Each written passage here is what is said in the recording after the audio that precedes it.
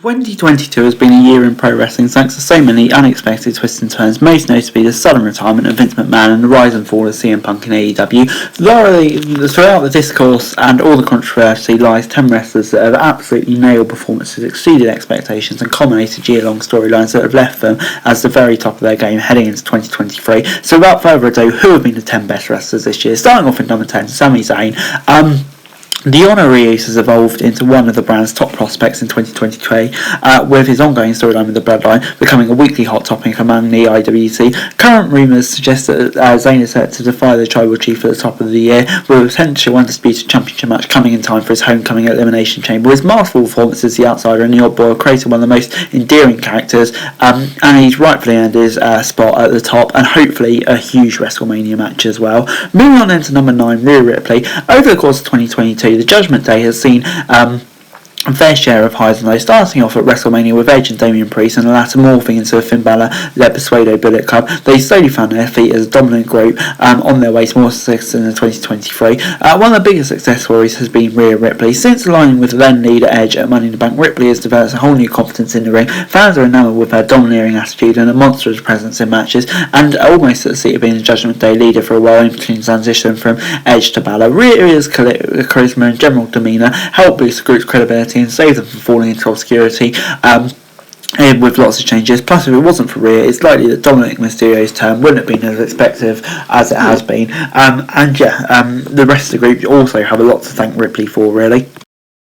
Number 8, Becky Lynch. If 2022 proved anything, it's that the man is here to stay. Becky Lynch has been coming and going since making her official return at SummerSlam last year, where she began her long-standing feud with Bianca Belair. 2022 saw that feud take centre stage in the women's division, and the two absolutely delivered. Becky Lynch is without doubt a megastar of the modern industry, and her name alone is enough to sell a match. Just consider the most recent War Games match, where Becky was announced and the feeling went from zero to lows. Becky may not have been seated at the Champions table for the best part of the year, but I don't think there's a single fan who hasn't enjoyed her work. Moving on then to number 7, Sheamus. Banger after banger. The Celtic Warrior has undergone a career resurgence in the latter half of 2022. A well-earned run as one of the top mid-card stars, as well as a potential main eventer in the coming months. Sheamus has absolutely killed every opportunity he and the Brawling Brute's been offered, culminating with an instant classic against Gunther. Sheamus proved right, a shadow of any doubt. He still is one of the best in the company, and surely that's something that Triple H has seen. His War Game efforts may have been overshadowed slightly by the Bloodline, but nevertheless he was a huge part of the success, which made it such a popular match. Moving on then to number 6, first from AEW, Dax Harwood. He may not have been anyone's prediction for a breakout star, but at the end of the year, looking back on the Hall of Fame he ran for him, Punk, Danielson, Ospreay, Lethal, even his own partner Harwood, has proved to be the world that he's not one of the greatest tag wrestlers, but also a solid single star, bringing the old school style of rough and tough back to the ring. He's earned his strike this year, and dare I say it, could be worth a championship run in the near future with a singles belt. This isn't to take away from Cash. FTR as a duo have been a highlight of 2022. It's just a shame AEW have been reluctant to book them into a tag team match, but maybe next year, I guess. Number 5, Cody Rhodes. I'd be remiss not to include him. He's done well jumping back to WWE for WrestleMania. He returned as a superstar, not just a guy who happened to be seeking out fame and spotlight. The audience received him with open arms and made him a bigger deal, but unfortunately had his string of great matches cut short with that insane pec injury, but Rhodes proved everyone he has a lot to give to the fans with those matches against Seth Rollins, especially the Hell in a Cell one. That alone was enough to sell the last few doubters on him coming back, and even though he's been in there for a short time, I can't wait to see what he does back in 2023. Moving on then to number 4, and that is Seth freaking Rollins.